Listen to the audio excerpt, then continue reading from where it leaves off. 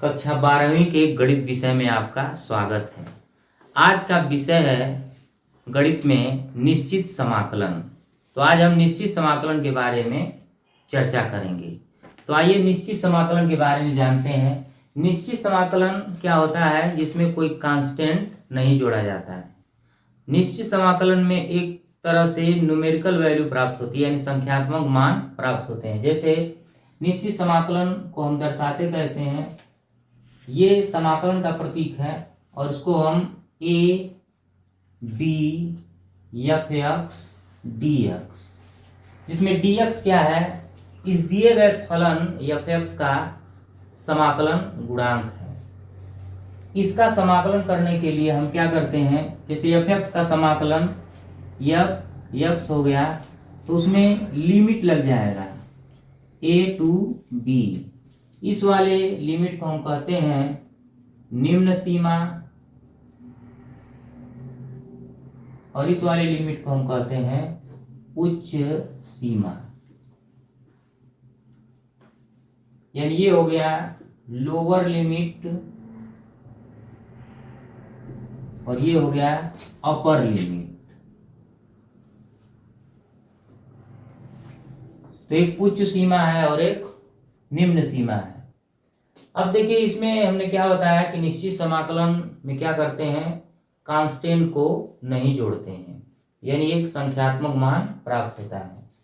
तो ऊपर वाली लिमिट को एक बार x की जगह पर रखेंगे और नीचे वाली लिमिट को एक बार x की जगह पर रखेंगे और बीच में माइनस का चिन्ह लगा देंगे। यानी b को एक बार x के स्थान पर रखेंगे, फिर माइनस a को x के स्थान पर रखेंगे। तो क्या मिल जाएगा? f of b minus f of a। f of b और a क्या हो गया? x के स्थान पर b और a को रखने पर प्राप्त मान।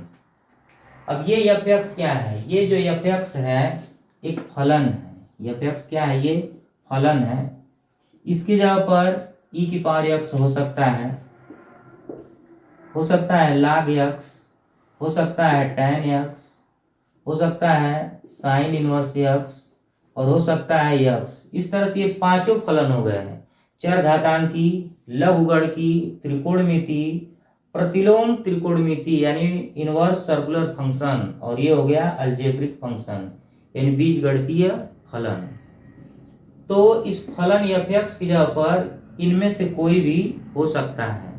और पीछे हमने पढ़ा है समाकलन के बारे में, जिसमें समाकलन से संबंधित विभिन्न प्रकार की विधियों के द्वारा किस तरह से समाकलन किया जाता है, जैसे प्रतिस्थापन विधि, खंडशः समाकलन विधि और अन्य कई विधियां हैं। तो उन विधियों का प्रयोग करके हम इसमें निश्चित समाकलन को सरल करेंगे। तो ये हो गया निश्चित समाकलन का एक छोटा सा टॉपिक है। इस समाकलन के पढ़ने के बाद हम कुछ निश्चित समाकलन में कुछ प्रॉपर्टी होती हैं, कुछ गुण धर्म होते हैं, उसके बारे में हम चर्चा करेंगे। तो इसमें केवल और केवल सरल प्रश्नों को सरल किया जाएगा निश्चित समाकलन के। तो आप लोग चाहें तो इससे नोट कर सकते हैं, मात्र एक ही फार्मूला है।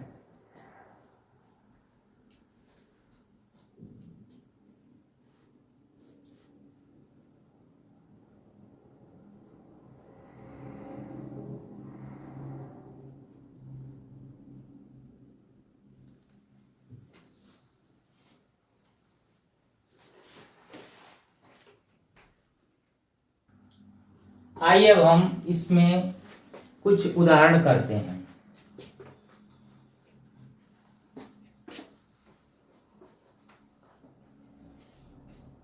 जैसे पहला उदाहरण हम उठाते हैं log x बटे x dx, और इसमें लिमिट दिया हुआ है, लिमिट है a से b, लिमिट है a से b तक। अब देखिए ये जो प्रश्न है, हमने आपको बताया है कि निश्चित समाकलन हो चाहे समाकलन हो, उसे सरल करने के लिए हमारे पास जो 15-16 फार्मूले हैं, उन्हीं फार्मूलों का हमको प्रयोग करना है। अर्थात हमें प्रश्न को उन सूत्रों के रूप का ही बनाना है। तो अगर प्रश्न उन सूत्रों के रूप का हो गया तब हम समाकलन कर सकते हैं। अब जैसे देखिए log x का और बटे x का हमने फार्मूला नहीं लिखवाया या नहीं बताया। फार्मूला होता है 1/x dx बराबर हो जाता है log x, ऐसा फार्मूला होता है। लेकिन log x का फार्मूला अकेले नहीं होता है, उसके लिए हमको खंडशः समाकलन के बारे में जानना होता है। तो हम इस प्रश्न के बारे में बात करेंगे और इसको हम लगाएंगे कैसे, प्रतिस्थापन विधि के द्वारा। यानी log x को अगर हम माने, जो एक्स्ट्रा टर्म है उसको हम क्या मान लेते हैं t, और उसका हम क्या करते हैं अवकलन। तो अवकलन और समाकलन दोनों साथ साथ इसमें चल रहा है, तो हमको मानना होगा माना log x बराबर t। अब जो मानते हैं उसका क्या करते हैं अवकलन। तो log x का अवकलन क्या हो जाएगा 1/x dx बराबर dt। अब देखिए dx/x जो है dx/x, तो dx/x के यहाँ पर हम क्या रख देंगे dt, और log x की जगह पर क्या रख देंगे t, log x की जगह पर t, तो t इंटू हो गया dt, और लिमिट है आपका a से b। अब चाहे तो यहाँ लिमिट भी चेंज कर सकते हैं, चाहे लिमिट नहीं चेंज करेंगे तो कोई दिक्कत नहीं है। जैसे एक प्रॉपर्टी होती है f(x) dx, a से b f(x) dx का जो मान होता है वही a से b f(t) dt का मान होता है। a से b f(x) dx का जो मान होता है वही a से b f(t) इंटू dt का मान होता है। अर्थात लिमिट चेंज करें या ना चेंज करें, जो माने हैं वही बाद में अगर रख देंगे तो फलन का मान बराबर होगा, जैसे इस प्रश्न में हो रहा है। अब अगर ध्यान दें t इंटू डी टी, तो ये फार्मूला किसका बनेगा x की पावर n जैसा। अब समाकलन का x की पावर n जैसा फार्मूला क्या होता है कि x पर n+1 बटे n+1 और प्लस c, ये अनिश्चित समाकलन का है, लेकिन हम पढ़ रहे हैं निश्चित समाकलन, तो इसमें हमको कांस्टेंट नहीं ऐड करना है। अब देखिए क्या हो जाएगा, ये t की पावर 1 है तो हो जाएगा t पर 1-1 और बटे 1-1, और इसमें लिमिट हो जाएगा a से b। अब क्या करेंगे, इसको सरल कर लेते हैं, ये सूत्र हम मिटा देते हैं। अब देखिए ऊपर क्या हो गया t² और नीचे 1-2, तो इस 1/2 को हम बाहर कर लेते हैं, लिमिट हो गया a से b। अब देखिए क्या बताए थे हम कि इंटीग्रल a से b f(x) dx equal to f(x) a to b। अब हम क्या करेंगे f(b) माइनस f(a), माने एक बार x की जगह पर b रख देंगे और एक बार a रख देंगे और बीच में माइनस का चिन्ह लगा देंगे। तो सेम ऐसा ही काम करना है, t की जगह पर एक बार क्या करेंगे b रखेंगे और t की जगह पर एक बार a रखेंगे। तो t की जगह पर जब b रखेंगे तो हो जाएगा b का स्क्वायर, माइनस का चिन्ह लग जाएगा। अब t की जगह पर a रखेंगे तो हो जाएगा a का स्क्वायर, और यही जो है आंसर हो गया। तो निश्चित समाकलन में जो आंसर प्राप्त होता है वो x और y के रूप में न प्राप्त होकर के न्यूमेरिकल के रूप में प्राप्त होता है, संख्यात्मक रूप में प्राप्त होता है। तो इस तरह से इसका ये आंसर आ गया। आप लोग चाहे तो इसे नोट कर सकते हैं। अगर विद्यार्थी यहाँ पर ध्यान दें तो हमने यहाँ पर थोड़ा सा मिस्टेक कर दिया है। मिस्टेक क्या किया है कि प्रश्न हमारा x के रूप में था, तो प्रश्न जब x के रूप में रहेगा तो आंसर भी x के रूप में ही आना चाहिए। तो ये t है और t को हमने माना है log x, तो हम जब यहाँ log x रखेंगे उसके बाद लिमिट अप्लाई करेंगे तब हमारा आंसर करेक्ट आएगा। तो ये यहाँ पर थोड़ा सा मिस्टेक हो गया था, आइए इसको सुधार करके आगे बढ़ते हैं। तो अब यहाँ पर रख देंगे 1/2, टी की जगह पर हम क्या रखेंगे, log x, तो हो जाएगा log x का स्क्वायर, और लिमिट हो जाएगा क्या, a से b। अब देखिए 1/2, अब हम यहाँ पर लिमिट रखेंगे तो log x के जगह पर क्या हो जाएगा, log b का स्क्वायर माइनस log a का स्क्वायर।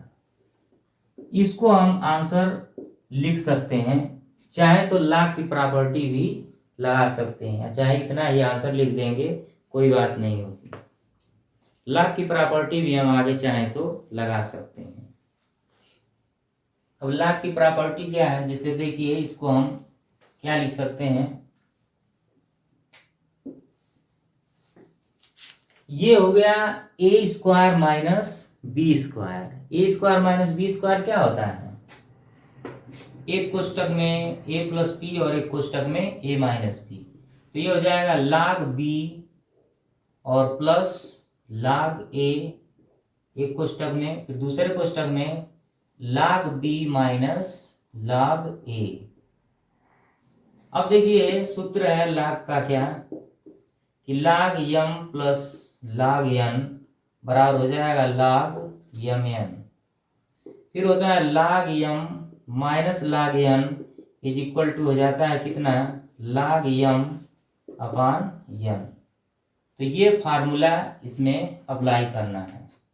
तो यहाँ पर तो देखिए गुणा के रूप में हो जाएगा 1/2 और log ए बी और प्लस log b अपान ए, ये आंसर हो गया। अब यहाँ पर देखें तो ये इंटू के रूप में है ना, तो यहाँ पर इंटू ही ऐसे हम लिख देंगे, ये आंसर हो गया अपना log b अपान ए। विद्यार्थी चाहे तो इसे अच्छी तरह से नोट कर सकते हैं। आइए अब हम आगे बढ़ते हैं अगले प्रश्न की ओर। अगला प्रश्न है आपके सामने, जो अगला प्रश्न हम लिखने जा रहे हैं,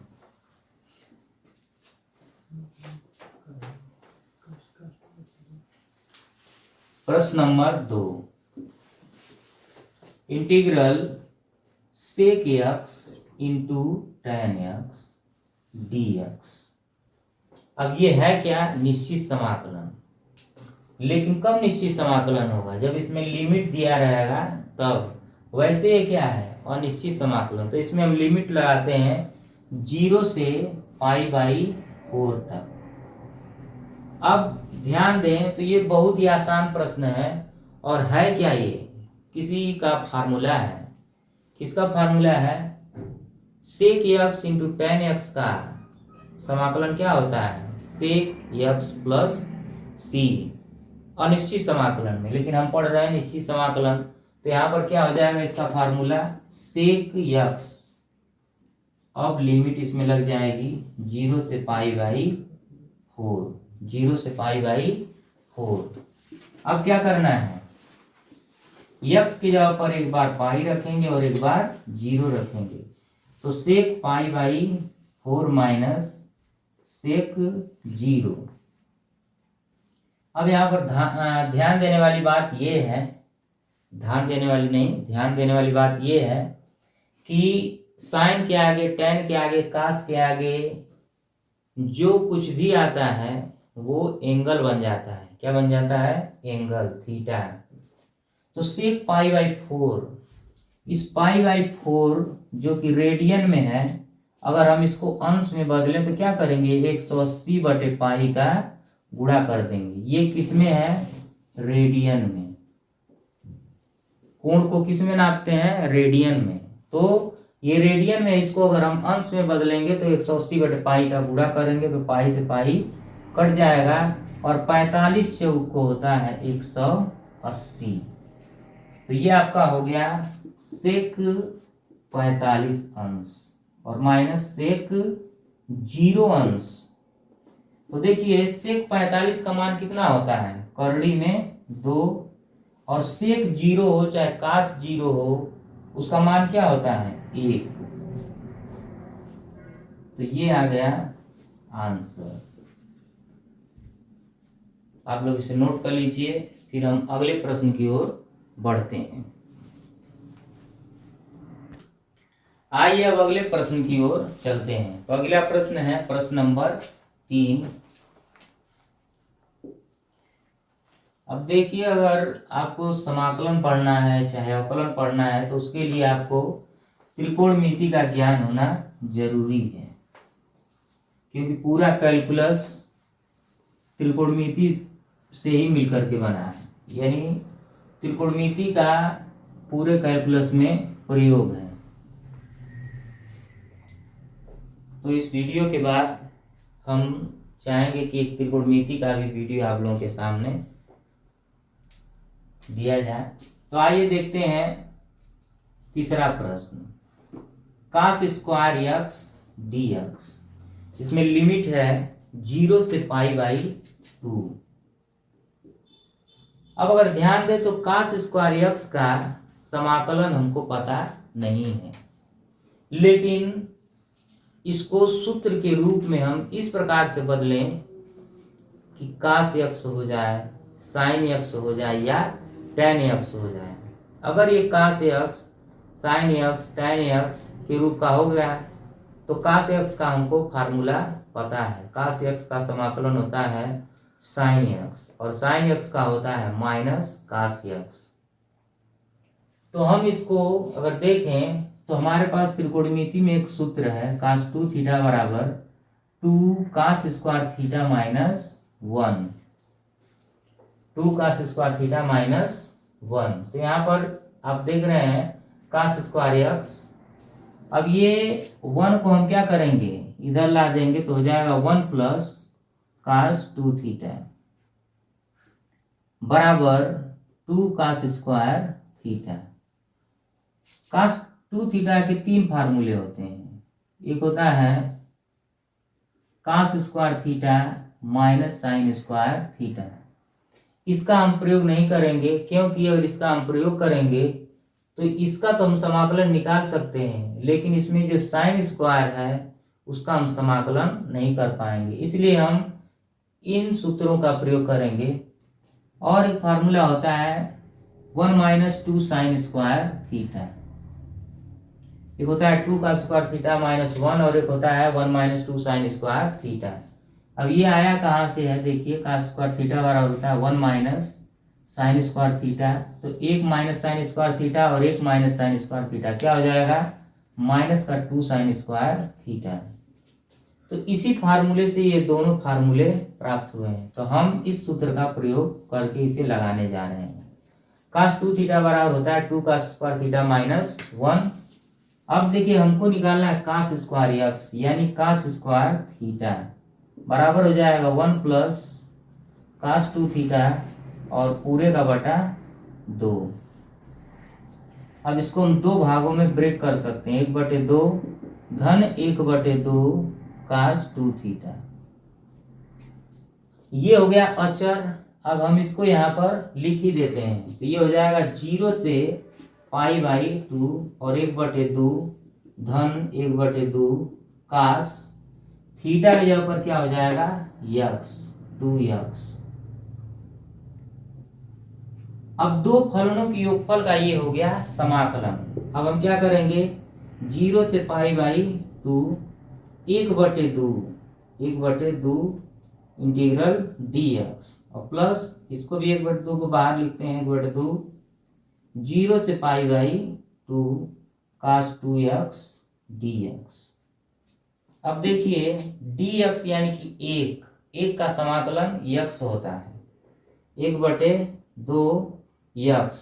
अब लिमिट हो जाएगा 0 से π/2 प्लस 1/2 cos x का समाकलन क्या होता है sin x, तो हो जाएगा sin 2x और लिमिट हो जाएगा 0 से π/2। लेकिन समाकलन में क्या होता है, x का गुणांक 1/में आ जाता है। तो x का गुणांक क्या है 2, तो ये 1/में आ जाएगा। अब क्या करेंगे, अब देखिए समाकलन हो गया है। अब हमको लिमिट अप्लाई करना है। तो हो जाएगा 1/2 यक्स के यहाँ पर रखेंगे पाई बाई 2 माइनस 0 और प्लस 1/4 और इसमें रखना है साइन 2 गुणे पाई बाई 2 माइनस साइन 2 गुणे 0। तो अब ध्यान दें तो ये पाई बाई हो जाएगा 4, इस 2 का 2 में गुणा, ये 0 है, 0 का किसी संख्या में गुणा करेंगे 0 मिलेगा तो इसको हम छोड़ देते हैं, धन 1/4। अब ये 2 से 2 कट जाएगा, हो जाएगा साइन पाई। तो साइन पाई का मतलब हो गया साइन 180 अंश, और साइन 180 अंश का मान अगर हम निकालें तो साइन 180 प्लस 0 अगर कर दें तो साइन 180 प्लस थीटा का हो जाएगा कितना, माइनस साइन 0, यानी इसका मान हो जाएगा 0। तो साइन 180 अंश का मान 0 ही होता है, तो हम लिख देंगे 0 माइनस ये भी कितना हो जाएगा, साइन 2 गुणे 0 0, तो आंसर आ जाएगा पाई बाई 4, ये आंसर हो जाएगा। तो आप लोग चाहें तो इसे नोट कर सकते हैं। आइए हम चौथे प्रश्न की ओर बढ़ते हैं। चौथा प्रश्न है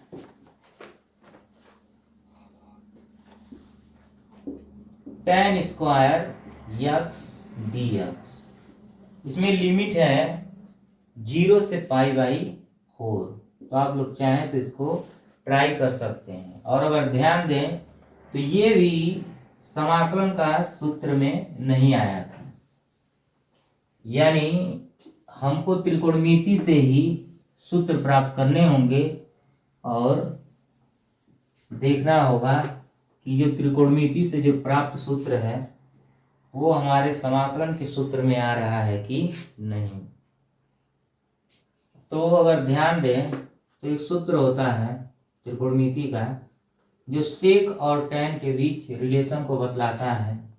सेक स्क्वायर थीटा बराबर होता है 1 plus tan square theta. Sec square theta का समाकलन पता होता है। सेक स्क्वायर थीटा का समाकलन क्या होता है, tan theta. Sec square theta integral t theta is equal to होता क्या है, टैन थीटा और प्लस सी अनिश्चित समाकलन में। लेकिन ये है निश्चित समाकलन, तो हमको निकालना है टैन स्क्वायर थीटा। तो टैन स्क्वायर थीटा बराबर क्या हो जाएगा, सेक स्क्वायर थीटा माइनस 1। अब यही वाली चीज यहाँ पर रख देंगे, जो कि यक्स के रूप में है, तो हम थीटा के यहाँ पर यक्स रख देंगे। हो जाएगा sec square x minus 1 into d x और 0 से पाई बाई 4। अब हम इस समाकलन को अलग अलग लिख सकते हैं, जैसे 0 से pi by 4 sec square x d x minus 0 से pi by 4 1 into d x. अब देखिए सेक स्क्वायर एक्स का समाकलन होता है टैन एक्स, तो ये हो जाएगा टैन एक्स और लिमिट हो जाएगी 0 से पाई बाई 4 और माइनस 1 का समाकलन होता है यक्स 0 से पाई बाई 4। अब हम यहाँ लिमिट अप्लाई कर देंगे, तो हो जाएगा tan pi by 4 minus tan 0 minus pi by 4 minus 0। तो टैन पाई बाई 4 का मान होता है 1 और 0 टैन 0 का मान होता है 0 माइनस पाई बाई 4 और ये माइनस 0, तो ये हो जाएगा 1 माइनस पाई बाई 4। इसको थोड़ा सा सरल कर देंगे, चाहे इतना ही छोड़ देंगे, 4 एकम 4 और 4 माइनस पाई बटे 4, ये हो गया आंसर। तो आप इसे नोट कर सकते हैं। आइए अब हम अगले प्रश्न की ओर बढ़ते हैं, पांचवा प्रश्न। तो पांचवा प्रश्न हमारा क्या है, जैसा कि इन सभी प्रश्नों को लगाने से एक बात स्पष्ट है कि समाकलन के सूत्रों का प्रयोग ही निश्चित समाकलन में करना है। यक्स साइन यक्स dx, पांचवा प्रश्न है यक्स साइन यक्स dx और लिमिट है 0 से π/2, 0 से π/2। तो ये जो है दो फलनों के गुणनफल का समाकलन है। तो समाकलन में जब दो फलनों का गुणनफल आए तो हमेशा हम खंडशः समाकलन के द्वारा उसे सरल करेंगे। तो ये है निश्चित समाकलन। पहले हम इसे खंडशः समाकलन से सरल कर लेंगे, उसके बाद लिमिट अप्लाई करेंगे। तो ये जो यक्स साइन यक्स है ये हो गया फर्स्ट फंक्शन और ये हो गया सेकेंड, प्रथम फलन द्वितीय फलन। आई लेट में आने वाले फलनों को हम क्या मानते हैं? प्रथम फलन। आई से होता है इनवर्स, एल से लॉगरिथमिक, ए से अलजेब्रिक, तो अलजेब्रिक है यक्स और टी से होता है ट्रिग्नोमेट्रिकल। तो ये प्रथम फलन हो जाएगा और ये द्वितीय फलन। ये दोनों फलन इस वाले प्रश्न में आए हैं। अब हम क्या करेंगे? प्रथम फलन यानी यक्स गुणे खंडशः समाकलन करने पर, खंडशः समाकलन करने पर, खंडशः समाकलन करने पर तो हम सबसे पहले इसका खंडशः समाकलन करेंगे। तो प्रथम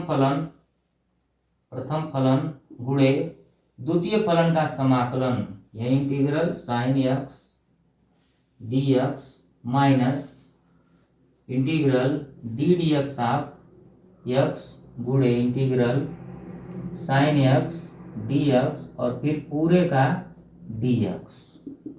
यक्स गुणे साइन यक्स का समाकलन होता है minus cos x minus integral x का अवकलन होता है 1 गुणे साइन यक्स का समाकलन होता है माइनस कास यक्स और dx।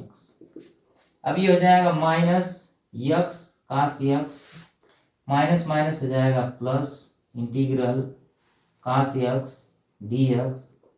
इसका समाकलन हो चुका है। अब हमको इसका समाकलन करना है। उसके बाद हम पूरे का लिमिट लगाएंगे, क्या? 0 से π/2। तो माइनस यक्स कास यक्स और प्लस कास यक्स का समाकलन होता है साइन यक्स। अब क्या करेंगे? लिमिट लगा देंगे, यानी इसको हम लिख क्या सकते हैं?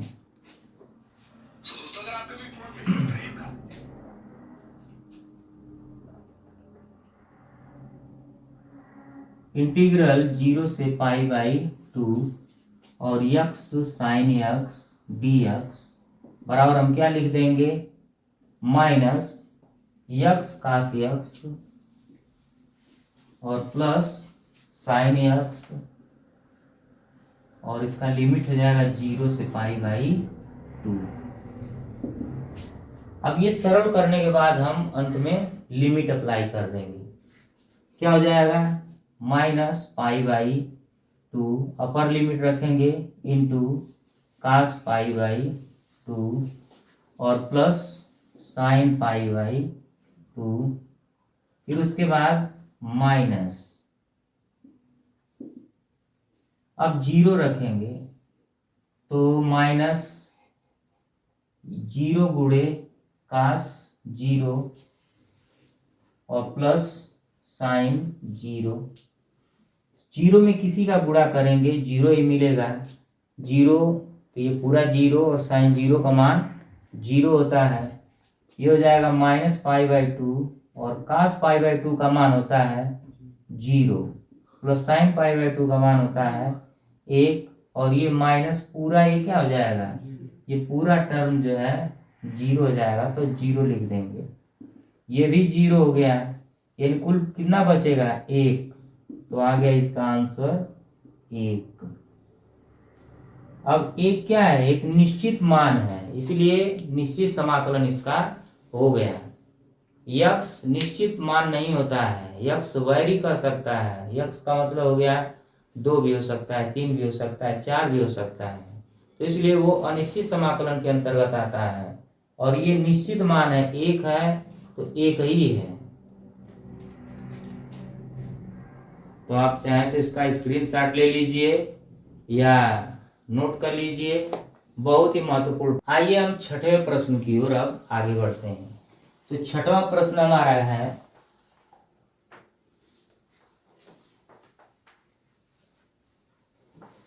छठवां प्रश्न है 0 से, लिमिट है 0 से π/4,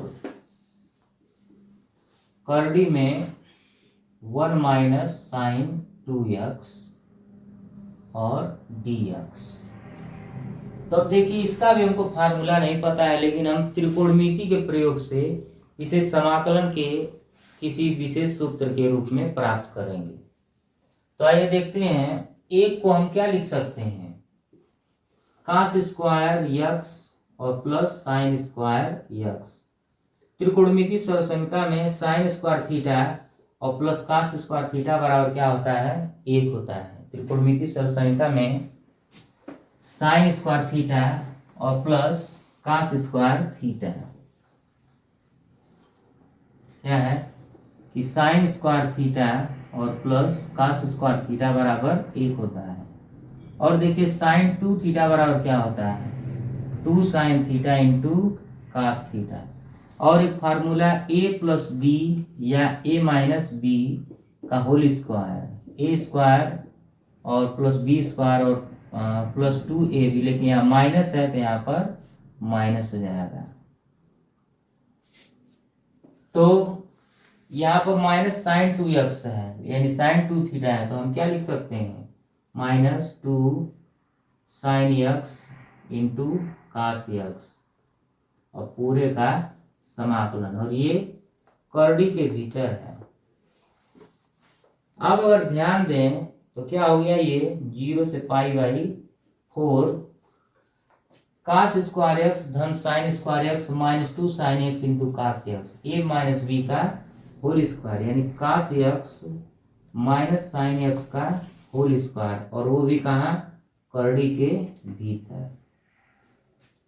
तो हो जाएगा क्या, ये करड़ी से बाहर जब आएगा तो 0 से π/4 cos x minus sine x dx। अब जो है क्या हो जाएगा, 0 से π/4 इस cos x को हम ऐसे लिख लेंगे और 0 π/4 साइन x को हम इस तरह से लिख लेंगे। ये दो फलनों का, यानी cos x और माइनस साइन x के अंतर का समाकलन है, तो इसको हम अलग अलग कर सकते हैं। अब जो है हमको cos x का भी समाकलन पता है और साइन x का भी समाकलन पता है। तो cos x का समाकलन क्या होता है, साइन x 0 से π/4 माइनस साइन x का समाकलन होता है माइनस cos x। तो वो माइनस और ये माइनस मिलकर के क्या हो जाएगा, प्लस, ये हो जाएगा cos x और 0 से π/4। अब लिमिट अप्लाई कर देंगे तो हो जाएगा साइन π/4 माइनस साइन 0, फिर प्लस cos π/4 और माइनस cos 0। अब देखिए साइन 45 अंश और cos 45 अंश दोनों के मान होते हैं 1/करड़ी में 2। तो ये साइन 45 अंश है 1/करड़ी में 2, और ये माइनस 0 cos 45 अंश 1/करड़ी में 2 और माइनस 1। अब ये हो जाएगा क्या, 1/करड़ी में 2, 1/करड़ी में 2 कितना हो जाएगा, 2/करड़ी में 2 और माइनस 1। अब अगर चाहें तो इसका हम परमेयीकरण कर देंगे या इतना ही हम आंसर लिख सकते हैं। तो इसका अगर हम परमेयीकरण कर दें थोड़ा सा, 2/करड़ी में 2 गुणे करड़ी में 2/करड़ी में 2 और माइनस 1, तो क्या हो जाएगा, ये 2 करड़ी में 2 और बटे 2 माइनस 1, तो ये 2 से 2 कैंसिल और हो जाएगा करड़ी में 2 माइनस 1। यही जो है फाइनल आंसर हो गया। तो इस तरह से आपके सामने ये 6 प्रश्न हो गए। 1-2 प्रश्न और हम करेंगे, आप लोग इसे चाहें तो नोट कर सकते हैं। तो बढ़ते हैं, अब हम प्रश्न नंबर 7 की ओर बढ़ते हैं। 7वां प्रश्न करते हैं। ये सभी उदाहरण हैं और कुछ स्पेशल उदाहरण हैं निश्चित समाकलन से, जिसे आप लोगों के सामने प्रस्तुत किया जा रहा है और उम्मीद है कि आप लोगों को ये समझ में आ रहा होगा। आप लोग इस पर प्रैक्टिस करें और समाकलन के सूत्रों को ज़्यादा से ज़्यादा याद करें, तब जाकर के समाकलन के प्रश्न लगेंगे। तो हम 7वें प्रश्न की बात करने जा रहे हैं। 7वां प्रश्न है x log x dx। इसमें लिमिट है 1 से 2। 1 से 2। अब अगर ध्यान दें तो ये भी 2 फलन है और 2 फलनों का गुणनफल है, जिसमें एक फलन है अलजेब्रिक और एक फलन है लॉगरिथमिक। तो फिर इसमें हम आइलेट का प्रयोग करेंगे। तो यल हो गया लघुगणकीय, लघुगणकीय, और ये ए हो गया बीजगणितीय, बीजगणितीय।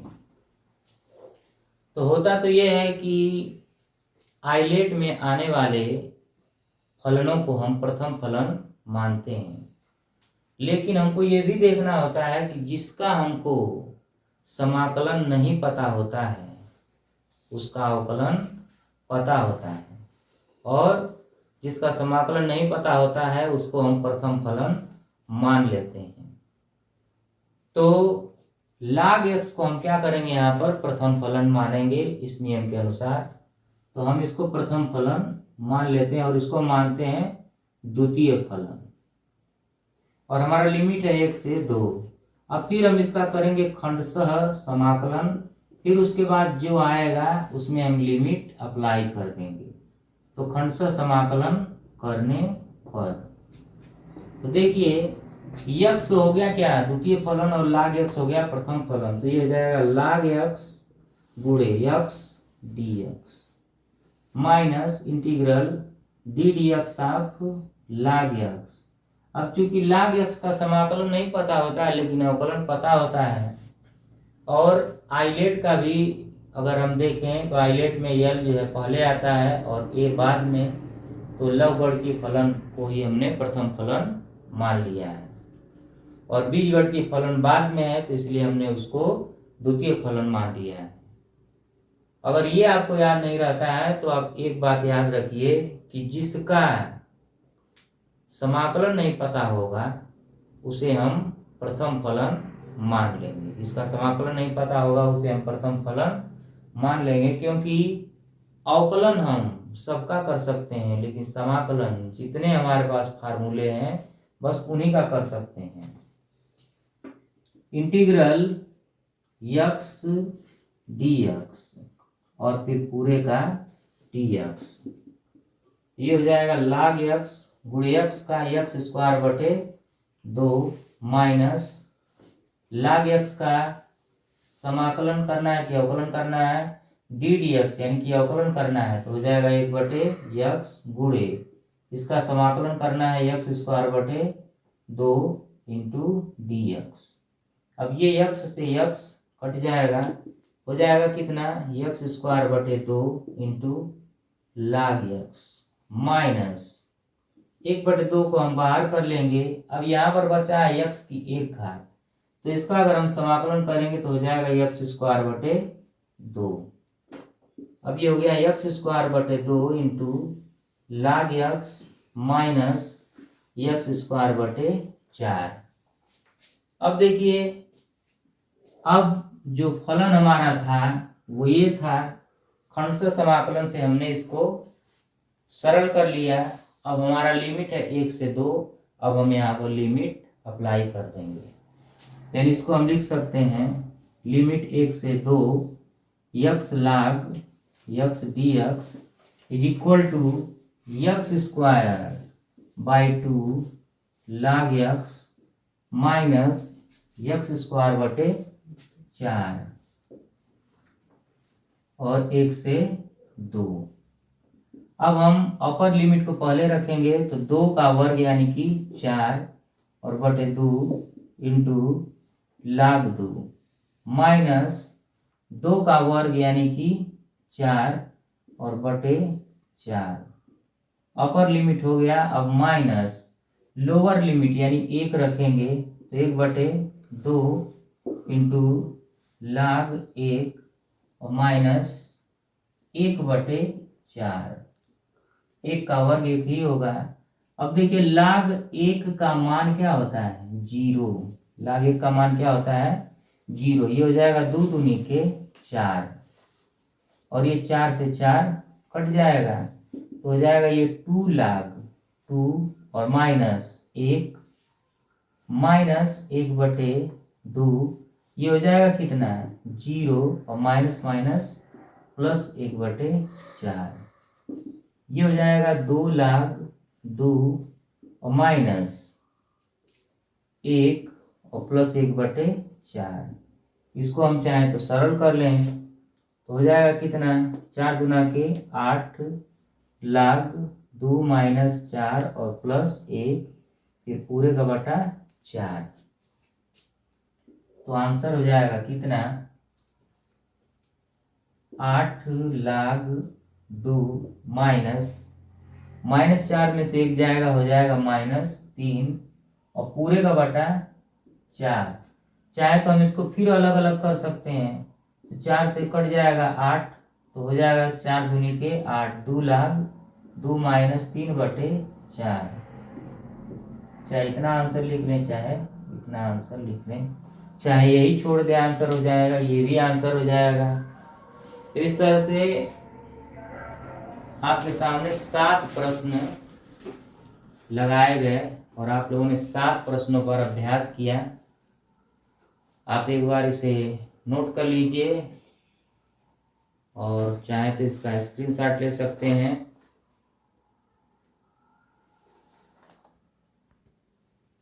तो आज बस इतना ही। आगे आप लोगों से निवेदन है कि वीडियो को लाइक करें, शेयर करें, चैनल को सब्सक्राइब करें और मिलते हैं तब तक अगले वीडियो में। तब तक के लिए धन्यवाद।